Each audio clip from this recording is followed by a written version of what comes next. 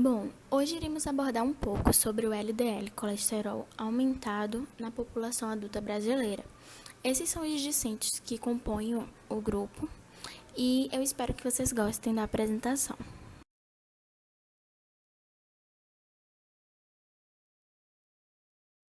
Esses são os tópicos que iremos abordar ao decorrer da apresentação. Bom, nós vamos iniciar o trabalho falando sobre colesterol. E para isso nós precisamos falar que muitas pessoas, quando recebem o resultado do exame de perfil lipídico, que é popularmente conhecido como exame de colesterol, elas ficam confusas, assustadas e surgem alguns questionamentos. Isso ocorre porque elas se deparam com muitas siglas, do tipo LDL, HDL, não HDL, CT, e causam questionamentos do tipo: o que é que significa cada uma delas? Qual é o colesterol considerado bom? Qual é o considerado ruim? O que deve ser feito para que os níveis considerados normais sejam mantidos? O que fazer para diminuir o colesterol alto? Então, são muitos questionamentos que surgem, mas antes disso, nós precisamos entender o que é colesterol. Eu já adianto que ele é necessário para o nosso organismo, viu? E isso ocorre por quê? Porque o colesterol, ele é um tipo de gordura e ele faz parte de estruturas de células do cérebro, dos nervos, músculos, pele, fígado, intestino, coração, ou seja, eles são produzidos naturalmente pelo nosso corpo humano. E além deles serem essenciais no funcionamento dessas células, ele é importante também para a formação de hormônios, do tipo a vitamina D, hormônios sexuais e até ácidos biliares que vão ajudar na digestão das gorduras de alimentação. Então, o que a gente conclui? Que essas funções elas são essenciais para uma boa saúde. Mas calma lá. Então, por que existe um colesterol que é considerado ruim, sendo que você só me deu pontos positivos aqui? Então, para isso, nós vamos entender a diferença do HDL e do LDL. Eu vou iniciar falando sobre o LDL. O LDL, ele é considerado colesterol ruim e ele é caracterizado por lipoproteínas de baixa densidade. E por que o LDL é considerado ruim? O que ele faz para ser considerado ruim? Então, ele vai carregar, gente, as partículas de colesterol do fígado em direção às artérias. O fígado foi um exemplo, tá? Pode ser de qualquer outro local. Então, eles vão carregar partículas de colesterol do fígado, por exemplo, em direção às artérias. E isso não é bom, por quê? Se em excesso na nossa circulação, ele pode provocar um acúmulo nos vasos, e esse acúmulo com o tempo pode ocasionar o entupimento, formar trombos, ou seja, a formação das dislipidemias, que são, que é caracterizado pela presença de níveis elevados de lipídio, que são as gorduras no nosso sangue, e isso é o estopim para o infarto e o acidente vascular cerebral, por exemplo. Agora o HDL, que é o colesterol bom, ele é caracterizado pela lipoproteína de alta densidade e ele tem ação contrária. Enquanto o LDL vai estar encaminhando esse colesterol para a artéria, o HDL vai retirar. Ele vai funcionar ali como uma faxina, um faxineiro que vai estar removendo o colesterol das artérias e vai estar levando de volta para o fígado, como eu citei como exemplo. E com isso ele vai estar impedindo o acúmulo e eles vão ser quebrados, metabolizados mais uma vez e assim vão ser descartados do nosso corpo. Com isso, é desejável que a gente mantenha o HDL em alta, em níveis mais elevados do que o LDL, uma vez que esse tipo de colesterol ele é capaz de reduzir os riscos de doenças do coração e ter ações anti-inflamatórias e antioxidantes, por exemplo. Para a gente exemplificar aqui de uma forma mais resumida, ao fundo do slide nós temos uma artéria. E essa artéria, aí em amarelo, nós temos representado o LDL, que é considerado o colesterol ruim. E aqui ele vai estar ocasionando o depósito, e esse excesso de colesterol nas paredes dos vasos sanguíneos está ocasionando o estreitamento, e esse estreitamento é o perigo que pode ocasionar doenças. Dando continuidade a aspectos sobre o colesterol, nesse slide a gente trouxe alguns tópicos que falam sobre o exame, preparo e valores de referência. Nessa primeira tabela, a gente pode ver aqui questões sobre o jejum. De 0 a 1 ano, o jejum mínimo é de 3 horas para a realização do exame. De 1 a 5 anos, jejum mínimo de 6 horas. E acima de 5 anos, de 5 anos em diante, o jejum mínimo de 12 horas. Ou seja, a gente vê que é necessário de 3 a 12 horas de jejum, conforme a idade do paciente. Mas assim, todo mundo É vetado o consumo de bebida alcoólica nas 72 horas que antecedem o exame e deve ser mantida a dieta habitual. Não precisa comer mais, comer menos, não. Come da forma que você se alimenta no seu dia a dia. Para verificar essa taxa do colesterol, é realizado um exame de sangue e esse exame de sangue recebe o nome de lipidograma e nele será possível avaliar, observar, e definir a quantidade de lipídios na circulação sanguínea. Ele é um procedimento parecido com o hemograma, então você vai estar ali, o profissional vai coletar o seu sangue, geralmente ocorre no braço do paciente, ocorre tudo certinho como uma coleta sanguínea. Depois o material ele é avaliado no laboratório e os resultados são divididos em medidas, que são as siglas que eu falei no slide anterior. Vai vir colesterol total, que é o CT, HDL, LDL e VLDL. A gente, no primeiro slide, falou sobre HDL e LDL para poder entender a diferença e poder entender o porquê um era considerado bom e o outro ruim. Ao longo do nosso trabalho, a gente vai focar no LDL. Sobre os valores de referência, nós temos aqui a segunda tabela. A gente trouxe aqui valores de modo geral. Como é possível ver, o ideal, no caso do LDL, é menor de 100 mg por decilitro e, no caso do HDL, maior que 50 mg por decilitro. O indesejável é maior que 160 mg por decilitro e o indesejável no HDL menor que 35 mg por decilitro. Nós podemos ver também aqui o resultado quando é considerado superior tanto do LDL quanto do HDL. Mas vale a gente ressaltar que a Sociedade Brasileira de Cardiologia, ela estreitou um pouquinho os limites que são considerados saudáveis. Como assim? Os valores ideais dependem de cada indivíduo, de acordo com seu risco, de acordo com o risco, do indivíduo desenvolver um infarto ou um AVC, por exemplo. Pessoas que elas têm diabetes, hipertensões, ela tem uma probabilidade um pouco maior de sofrer um infarto, por exemplo. E com isso elas precisam alcançar níveis mais baixos de colesterol. Mas nessa tabela aqui são valores de referência de um modo geral. Nós concluímos o que com esses dois slides que a gente trouxe aqui para vocês? Que o colesterol, tanto o LDL quanto o HDL, eles são bons para o funcionamento do nosso corpo, desde que eles estejam dentro dos valores desejáveis. Então, se eles estiverem de acordo com os valores de referência, tá tudo ok. Não tem problema nenhum o HDL ou o LDL, desde que eles estejam dentro dos padrões que a gente deseja, dos padrões que a gente precisa. É importante a gente frisar que é necessário fazer o exame de sangue contínuo, porque colesterol alto não tem sintomas, não tem sinais. Claro que se a pessoa tiver uma alimentação ruim, comer só gordura, doce, fritura, a gente pode desconfiar que tem alguma coisa errada ali. Mas de resto, a gente não tem como descobrir por sintomas ou por sinais.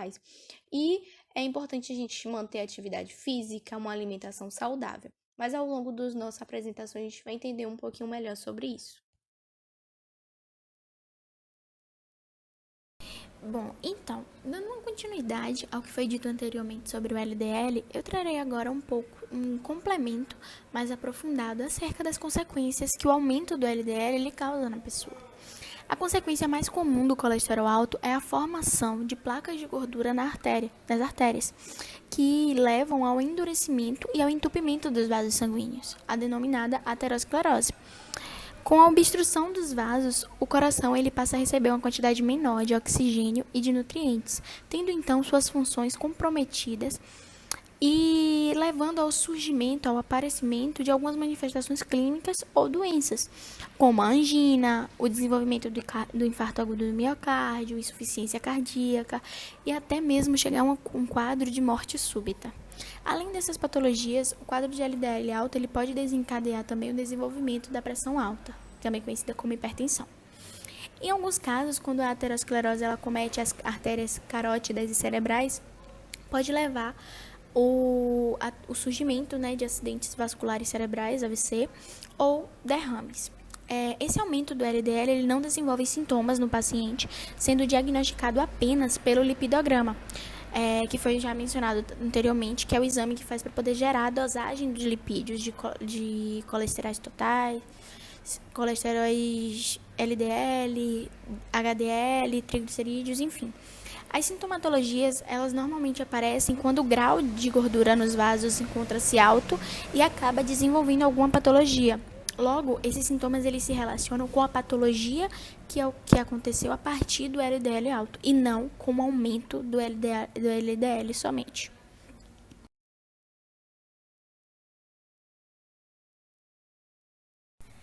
Então, agora eu vou abordar um pouco sobre os fatores que se encontram associados com o desenvolvimento das dislipidemias. Então, alguns fatores são o sexo, idade, escolaridade, local de residência, estilo de vida. Porque o estilo de vida ele consegue estar associado com o desenvolvimento dessa dislipidemia. Então, alguns hábitos, como hábitos de se exercitar podem auxiliar na diminuição do colesterol, na melhor qualidade de vida da pessoa, da mesma forma que hábitos ruins, como a ingestão frequente de álcool, o frequente hábito de fumar, podem prejudicar a pessoa, podem acabar gerando uma cascata maior de problemas para a pessoa.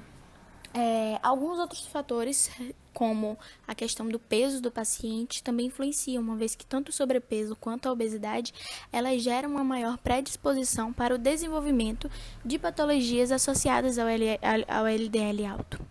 Mas, assim, além disso, existem outros fatores de risco, como no caso de portadores de doenças crônicas, como hipertensão e diabetes. Pessoas que já possuem essa doença, elas vão possuir um fator de risco mais agravante em desenvolver essas dislipidemias, podem ter uma maior predisposição, digamos assim, de desenvolver essas dislipidemias. Mas, além desses fatores, que eu acabei de mencionar, existe o caso de autoavaliação de saúde ruim. Ou seja, o que seria isso? O paciente ele não consegue distinguir e observar as mudanças e os problemas que estão surgindo. Então, acaba não procurando uma unidade de saúde quando é necessário, não faz o acompanhamento do médico quando é necessário, porque ele não está percebendo, ele não está tendo aquela autoavaliação, aquele cuidado com sua própria saúde. E aí faz com que futuramente surjam problemas ainda maiores. Então, é um risco que acaba contribuindo para o desenvolvimento dessas dislipidemias. E assim, mesmo com todos esses fatores que eu citei anteriormente, os inquéritos epidemiológicos que monitoram a prevalência das dislipidemias, eles são muito escassos e muitas vezes utilizam dados autorreferidos. Então, com base nessa escassez de dados e nas repercussões negativas na saúde geradas pelo aumento do LDL, que surgiu a ideia principal do artigo que estamos trabalhando hoje aqui nessa apresentação, onde esse artigo ele teve como objetivo central realizar análises inéditas acerca dos fatores associados ao LDL aumentado na população adulta brasileira. O que é muito interessante porque eles buscaram trazer novas informações, novas análises a partir de amostras de sangue de algumas pessoas de diversas características e realizaram essa análise para conseguir ampliar as informações dentro desse assunto.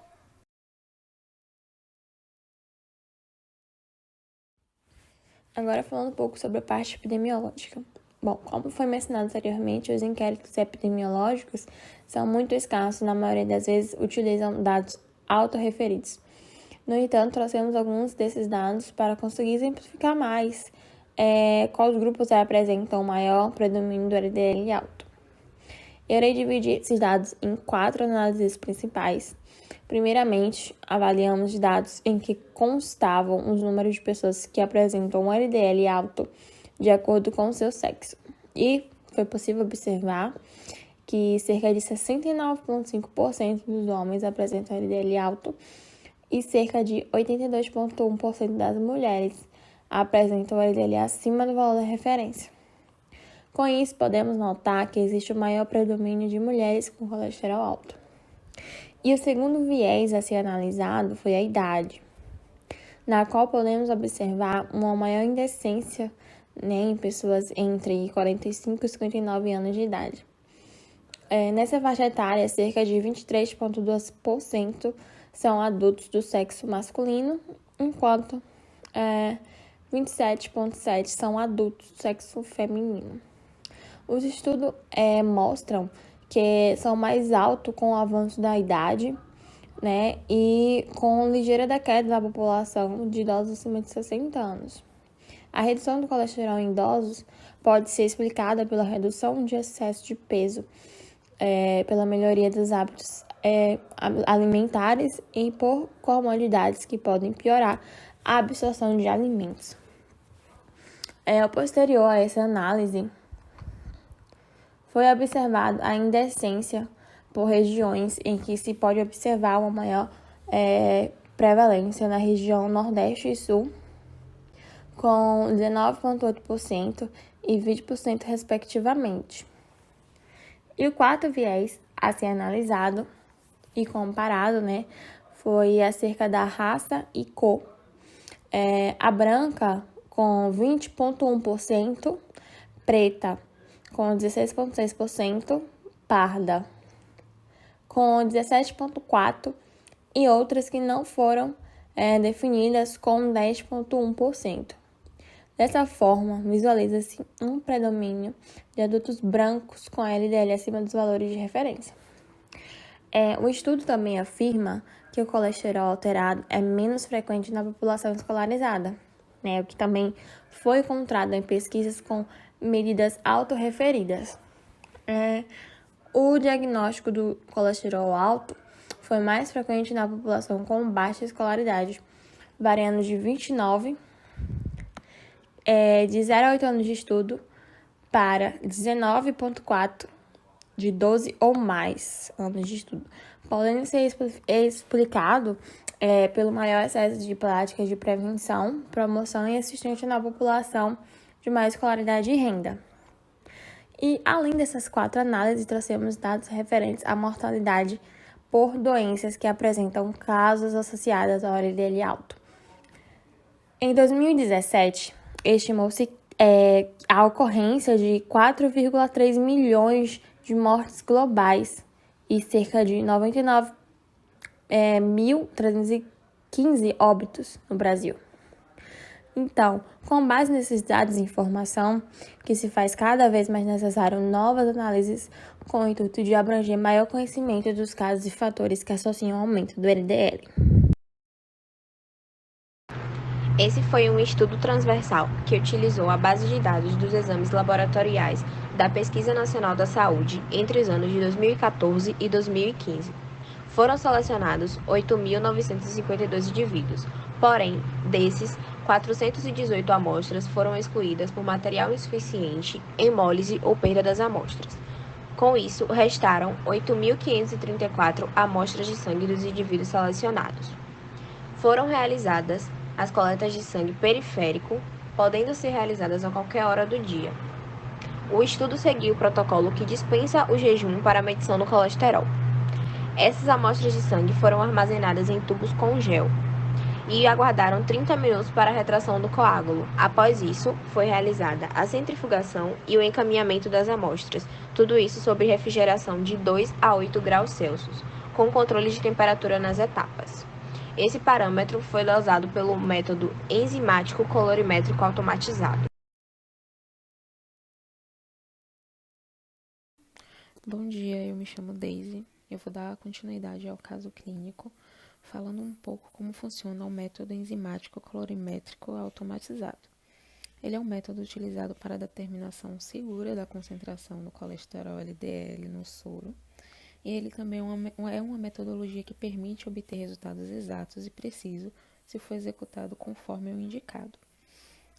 Até algum tempo atrás, o recomendado era que a coleta de sangue fosse realizada mediante um jejum de pelo menos 12 horas para evitar interferências. Porém, isso foi modificado e esse jejum de 12 horas não é mais obrigatório. Então, ele é dispensado, né, para realizar exames de colesterol total, LDL e afins. Por isso que foi mencionado no caso que o protocolo que foi seguido, na verdade, o protocolo que elimina, né, que dispensa esse jejum.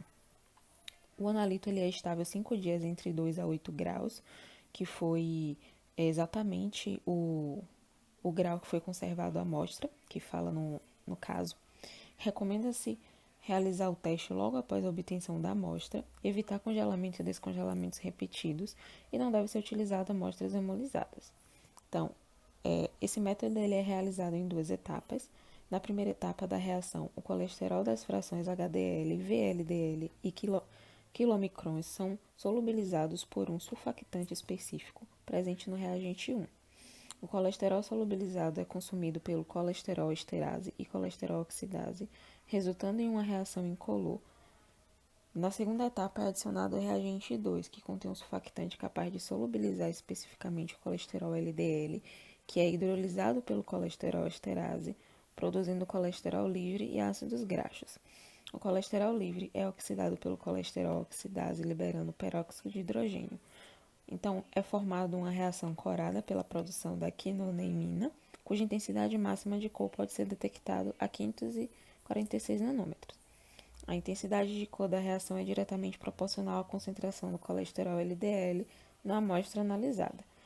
E os valores de referências desejado ou recomendado do LDL em miligramas por decilitro são: menor ou igual a 130 é um valor desejável, de 130 a 159 já é considerado um risco moderado e de 160 para cima ele já é considerado alto.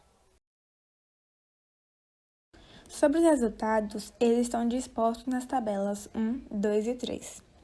Começando pela tabela 1, a tabela 1 fala sobre a prevalência de LDL colesterol limiar ótimo, que seria aquele inferior a 130 mg por decilitro, e o aumentado seria maior ou igual a esse valor. E utiliza o intervalo de 95% de confiança em adultos com idade superior ou igual a 18 anos, segundo variáveis sociodemográficas, antropométricas, estilo de vida, doenças crônicas não transmissíveis e autoavaliação de saúde. Então, a tabela mostra, inicialmente, que na população adulta, a prevalência de LDL colesterol aumentado foi de 18,58%, sendo maior naqueles indivíduos que têm uma idade igual ou superior a 30 anos, que tiveram a porcentagem de 17,55%, e chegando ainda a 25%, ou perto disso, aqueles com 60 anos ou mais. E nos menos escolarizados, como analfabetos e com ensino fundamental incompleto, chegaram a porcentagem de 21,53%.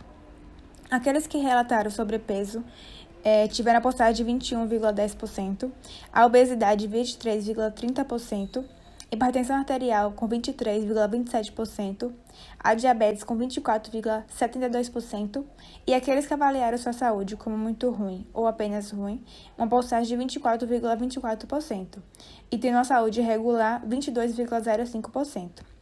Além disso, foi relatado que aqueles indivíduos que possuem anemia têm uma baixa prevalência de LDL colesterol aumentado, que tem uma porcentagem de 13,29%. Na tabela 2, foram analisados os fatores associados ao LDL colesterol aumentado, em que a primeira é feita uma análise bivariada, seguindo o modelo de regressão 1, que é o RPB. O RPB é a razão de prevalência bruta. Então, seguindo essa análise, foram tidos como fatores protetores a escolaridade, o ensino fundamental completo e o médio completo, com RPB de 0,78 e um ensino 95% de 0,66 a 0,93. O ensino fundamental médio completo e, a mais disso, tiveram um RPB de 0,77 e um ensino 95% de 0,68 a 0,88. Já a cor da pele preta e parda tiveram um RPB de 0,87 e um índice 95% de 0,77 a 0,97. Concluindo com a anemia, tendo um RPB de 0,69 e um índice 95% de 0,56 a 0,83. Já em relação aos fatores tidos como fatores de risco, tivemos o sexo feminino, que teve um RPB de 1,16 e um índice 95% de 1,03 a 1,30. A idade, seguindo a faixa de 30 a 44 anos, tivemos um RPB de 1,99 e um índice 95% de 1,60 a 2,49. Já entre 45 a 59 anos, um RPB de 2,90 e um índice 95% de 2,34 a 3,59. E seguindo a idade de 50 anos ou mais, um RPB de 2,78 e com um índice 95% de 2,24 a 3,43. Já regiões tidas como fatores de risco, nós temos a Nordeste e a Sul.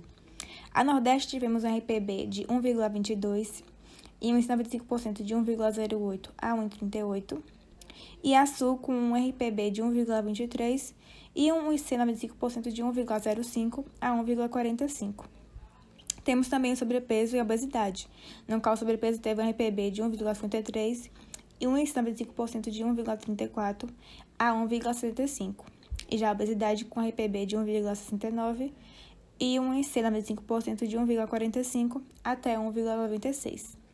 Finalizando ali com a hipertensão arterial, insuficiência renal e também a diabetes, no qual a hipertensão arterial teve um RPB de 1,34, um índice 95% de 1,18 a 1,51, a insuficiência renal com RPB de 1,24 e um índice 95% de 1,01 a 1,51, e a diabetes com RPB de 1,38 e um índice 95% de 1,18 a 1,61. Já a autoavaliação de saúde regular teve um RPB de 1,33 e um índice 95% de 1,18 a 1,50. E com a autoavaliação da saúde dita como muito ruim ou apenas ruim, um RPB de 1,47 e um índice 95% de 1,22 até 1,76. Os demais fatores em que eu não citei foram tidos como valores não significativos, que foi o consumo de carne vermelha com gordura, o consumo de bebida alcoólica leve e moderado, abusivo também, e também o tabagismo. Então, esses fatores não podem ser considerados de risco porque os demais valores não foram valores muito superiores. Já na segunda parte, na segunda análise da tabela, que segue ali o RPA-AJ, né, que é a razão de prevalência ajustada, essa análise é ajustada por sexo, escolaridade, cor de pele e região, tiveram todos os valores já tidos na análise 1, que é o RPB. Então, mantiveram-se associações com o modelo 1, exceto a insuficiência renal e a região sul, que tiveram valores diferentes. A insuficiência renal teve RPAJ de 1,11 e um índice 95% de 0,91 a 1,37. E a região sul, um RPAJ de 1,21 e um índice 95% de 0,94 a 1,33. E por isso acabaram perdendo a sua significância estatística, né? Porque não mantiveram essa associação. Por fim, temos a tabela 3, em que ela utiliza uma análise de regressão multivariada, no qual, ao ser analisados todos esses fatores em conjunto, alguns desses fatores acabaram perdendo a sua significância estatística e, portanto, não compuseram esse modelo final da tabela. Então, os fatores que permaneceram associados ao LDL colesterol aumentado foram a anemia, considerada protetora em relação ao desfecho, com RPAJ de 0,66 e um índice 95% de 0,54 a 0,80. E entre os fatores de risco permaneceram o aumento da idade de 30 a 44 anos, com RPAJ de 1,99 e um índice 95% de 1,58 a 2,54. A idade de 45 a 59 anos, com um RPAJ de 2,89 e um índice 95% de 2,29 a 3,64. E por fim, 60 anos ou mais, com RPAJ de 2,90 e um índice 95% de 2,29 a 3,68. Entre as regiões, permaneceu a região Nordeste, com RPAJ de 1,16 e um índice 95% de 1,02 a 1,32, e o sobrepeso e a obesidade, no qual o sobrepeso teve um RPAJ de 1,32 e um índice 95% de 1,15 a 1,51, e a obesidade com RPAJ de 1,41 e um índice 95% de 1,19 a 1,65.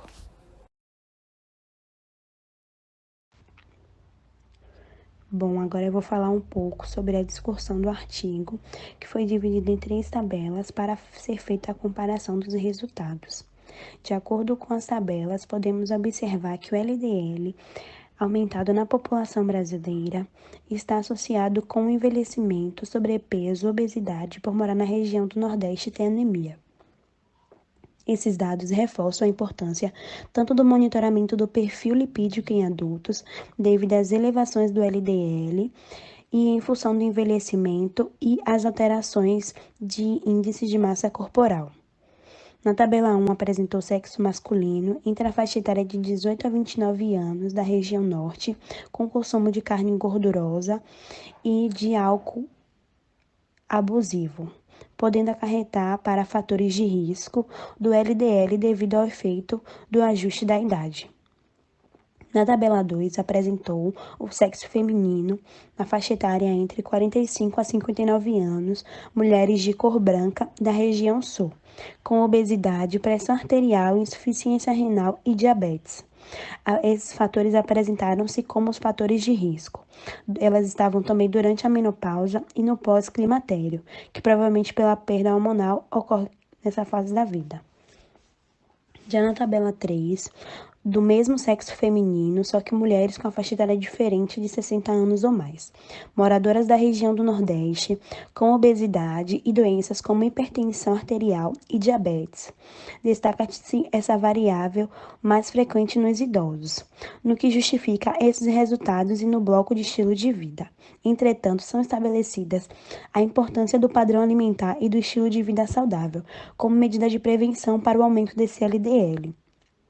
Recomenda-se a redução de açúcar e a inclusão de grãos, frutas, hortaliças, práticas de exercícios e a limitação de bebidas alcoólicas. Bom, o aumento do LDL nos adultos a partir de 30 anos identificados nessa pesquisa pode ser explicado pelas alterações lipídicas decorrentes do processo de envelhecimento gradativo, pois a chance aumenta com o avanço da idade. Os mecanismos de envelhecimento acometem os tecidos e os órgãos, resultando em alterações no endotélio hepático e o aumento da resistência à insulina, a diminuição do androgênio nos homens e dos hormônios nas mulheres decorrente da menopausa e do pós-climatério. Então, para concluir a nossa apresentação, eu irei reafirmar algumas informações que foram apresentadas anteriormente. A prevalência de LDL colesterol aumentado associou-se ao envelhecimento, sobrepeso, obesidade, morar na região Nordeste e ter anemia. O monitoramento de LDL é importante pelo risco aumentado com o envelhecimento, para orientar ações de estilo de vida saudáveis e diagnóstico em locais de menor acesso, podendo assim evitar o infarto agudo do miocárdio em algumas pessoas, que está ligado evidentemente aos valores elevados de colesterol. O LDL está diretamente relacionado à patogênese de aterosclerose, que é considerada a base da maioria dos eventos cardiovasculares. A aterosclerose é uma doença degenerativa da artéria que leva ao espessamento e endurecimento de suas paredes, que acabam causando alguns problemas como lesão endotelial, acúmulo de lipoproteína, adesão de monócito ao endotélio, entre outros. Diante disso tudo, é de extrema relevância as políticas públicas direcionadas ao controle de fatores modificáveis, como as dislipidemias, para diminuir a morbimortalidade por DCV, já que em 1/5 da população adulta brasileira, os níveis de colesterol se encontram elevados. Essas foram as referências que utilizamos para a construção do nosso trabalho. E é isso, eu espero que tenham gostado da apresentação e obrigada pela atenção.